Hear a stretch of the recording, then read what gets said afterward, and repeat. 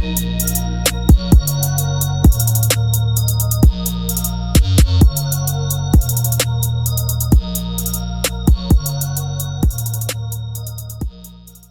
going on, people? You know the face, you know the name. Aaron here, back again with another video. Shout out to everybody tuning in, representing, encouraging, supporting, all of the things you're doing, man. I appreciate every single one of you. It's road to 14K. If you haven't subscribed to the channel yet, if you want to help this channel move forward the right way, please do these following things for me. Like, comment, subscribe to the channel, all of these good things, share. Get active in the comments, man. Let's have a conversation, especially about this game that I'm about to talk about. And man, shout out to every single one of you. Boy,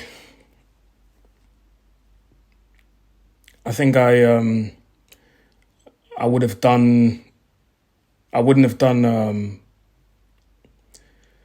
have made a mistake if I just copy and pasted my match reaction from the Crystal Palace game, because it was kind of similar. The only difference for me today was probably the goals. We scored one, Twente scored one. And don't be fooled. Do not be fooled. Do not let anybody tell you that this is okay. No matter how much you try to embellish this, a 1-1 final score result against FC Twente. I don't know if you guys understand who these guys are, but that's embarrassing. It's embarrassing, especially because it was at home. If it was away, it would still be bad, but you could then say, oh, it's an away game, the atmosphere, blah, blah, blah. Bro, you can't talk about atmospheres tonight, because in terms of atmosphere, it's the Twente fans that won it. It's definitely not the United fans. The FC Twente fans were making noise. So, yeah, I'm not trying to hear the whole atmosphere thing. We were playing at home. These are the type of sides that we welcome to Old Trafford. Pew, pew, slap them, tell them, hey, go home. They should have left the stadium looking back and gone, yo, that game at Old Trafford, oh yeah, we held it today, man. It was crazy. But no, we're the ones in the dressing room looking at each other, telling us that. Remember, I told you guys, it's too easy for teams to come to Old Trafford nowadays and play their football. It's too easy to come to Old Trafford for teams nowadays and impose themselves. It's too easy for teams nowadays to come to Old Trafford and have fun. We're not a fortress anymore, man. These days are long gone. You don't believe me that this is an embarrassment? Look at the celebrations at the end. Would you celebrate a draw like that? Probably not. But because of the name and because of the stature of the club, because of the magnitude of the club, look at what we allowed them to do at Old Trafford. They celebrated it like a straight win. And listen, I respect the shamelessness. I respect it. I fully respect the shamelessness, bro, because they can now go back to Twente in their town. Some of these guys can go back to their wives and girlfriends and go, yeah, Manchester United held corn today against us. And we were the home team. No matter how much you try to embellish this is not good. It's not good. It's not good. For the people that like stats, here's a stat for you. Manchester United have won 1 game from their last 9 in Europe. That includes Europa League and Champions League. Remember that shambolic Champions League campaign last season? Yeah. Those games contributed to that stat. All under this manager, you know. Because for me, that's the common denominator. To me, that's the common denominator. I've got the stat here. That's 1 win from 9 games in Europe, 5 defeats, 3 draws, and 1 win. And I think that win was against Copenhagen when Onana saved the penalty in the last minute. Can you imagine? Can you imagine? Apart from that, all of the other European games were losses or draws. And I think the last game we won at home in the Europa League, if I'm not wrong, please correct me if I am, it was either Real Betis or Barcelona. But I think even against Real Betis, we lost or drew at home. Please correct me in the comments if I'm wrong. And that was 2 seasons ago. So it just shows you how embarrassing that is.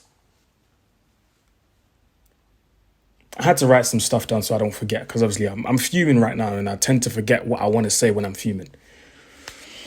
The common denominator. I've never known to see a manager have so many misses when it comes to signing players. And I've written them down again.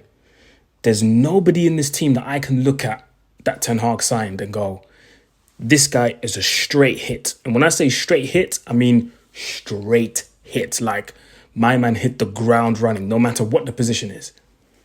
Licha. Well, Martinez, for those who are not familiar with his nickname. Onana. Mount. I'm going to leave Xerxes and Mazraoui out of this. Højlund. De Ligt. I'm going to leave De Ligt out of this as well.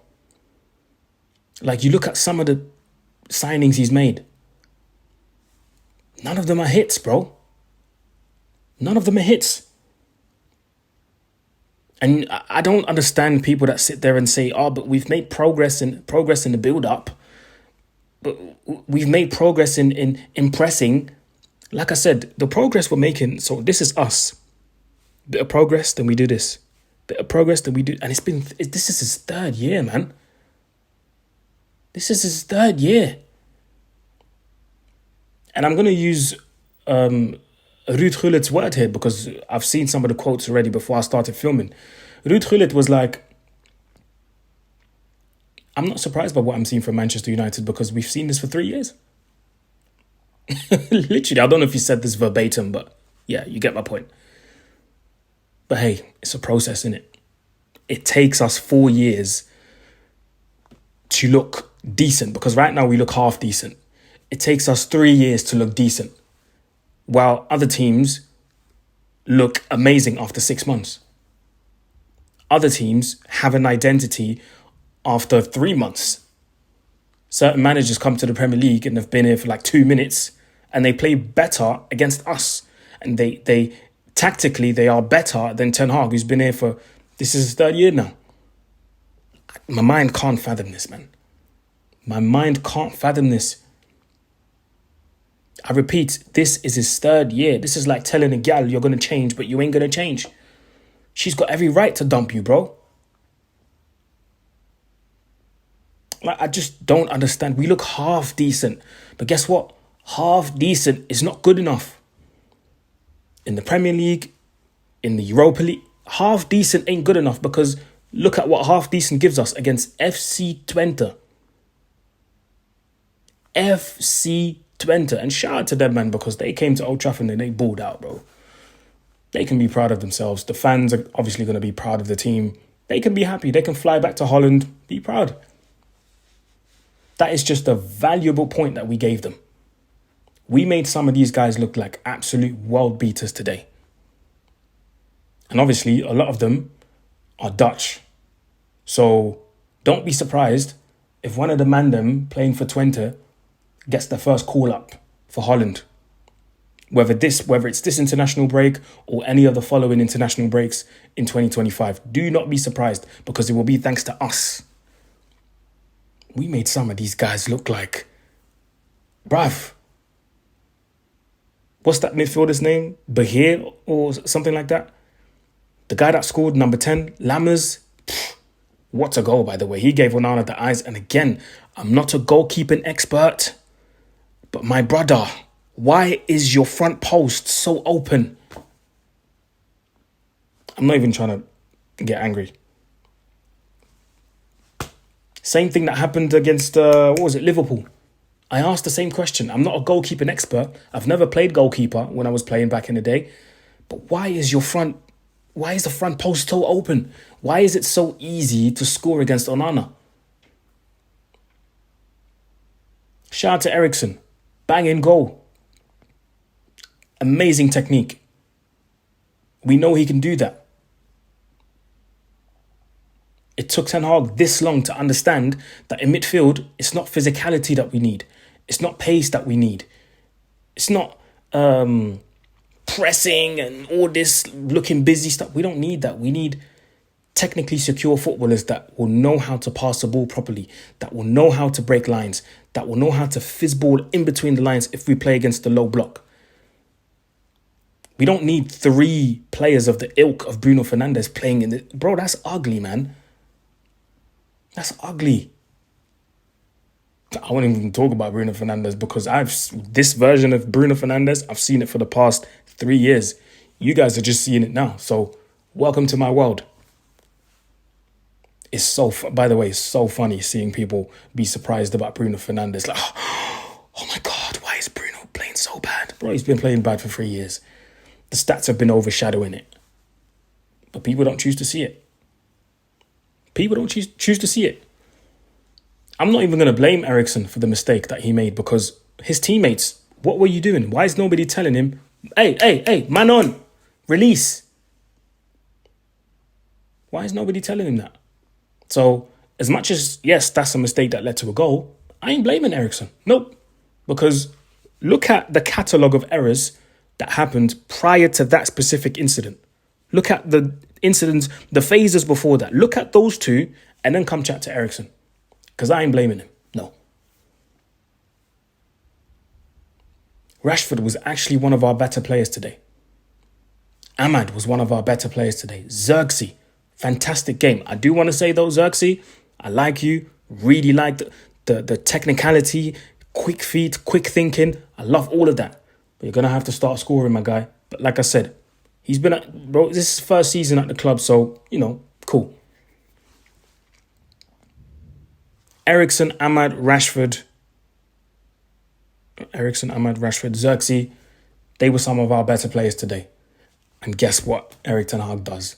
Takes all of them off. All of them.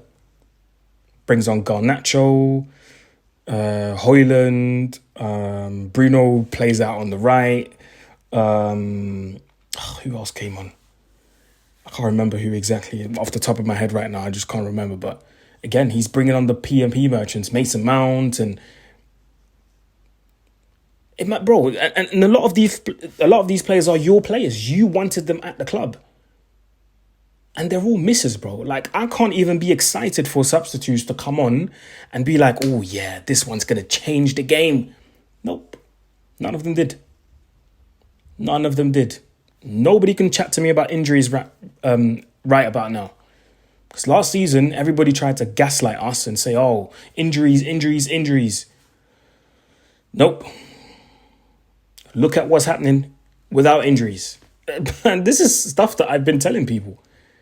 With or without injuries, there is a tactical issue and there is a coaching issue that's not going to be solved by buying new players. And this is nothing against Ugarte. Listen, I've said he's a good player, but today he wasn't good. So my point was proven yet again. New players ain't solving a coaching issue because clearly today we were below par again. And this time it was against FC Twente. On the weekend, it was against Crystal Palace. What's going to happen on Sunday against Spurs? I do not want to know. And don't get me wrong, they're a shambles as well. They have their problems. But bro, anything can happen at Old Trafford nowadays. Clearly.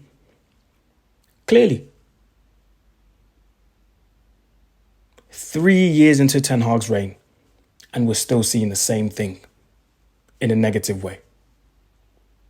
And like I always say, I always sit here and I tell you guys, and you probably think I'm joking. You probably think, oh, this guy's too negative. He doesn't want to back the team. Bro, I would love to back the team.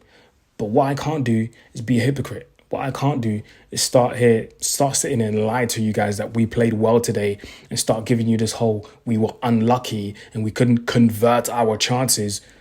We weren't clinical, bro. People said that in the first Ten Hag season. People said that in the second Ten Hag season. What, you want me to carry on saying this in the third season? Think about it. If you say the same thing for 3 years in a row, don't you think that there's a problem? Making me start bringing out my African accent. Do you not think there's a problem? If your kid's making the same foolish things in school, every time you go to school, parents' evening or whatever that's called, the teacher has to tell you, Aaron, your son has done this. Aaron, your son has done the same thing again. Aaron, your son's done the same thing again. I'm going to start thinking, listen, okay, something's wrong with my kid. Or from the teacher's perspective, they're going to start thinking, something's not wrong at home with the education or whatever it is. Same thing applies to football, bro. We're seeing the same things. First season, we gave it a blight. Second season, we were like, third season, I'm like, come on, bro. Like, it's not hitting. It's not hitting. Like, there's no excitement anymore when bro, you guys have seen the games. And for those who've been to the ground, you've been to the ground. You've heard the moans and groans. You felt the atmosphere being flat. That's probably the perfect way to describe today's game. It was flat. It was flat. I told you guys, man, this is not going to get any better. And I will keep repeating it until you guys understand it and until people understand it. So that's the best way I can end this video, with the same sentence. It's not going to get any better. And so far, I've been proven right. I don't know what's going to happen on Sunday against Spurs. I mean, if I can't even be optimistic against FC Twente, then why would you want me to be excited or optimistic for Spurs? I would love nothing more to be positive about the team. But there's nothing positive. There's nothing to be positive about. So, yeah.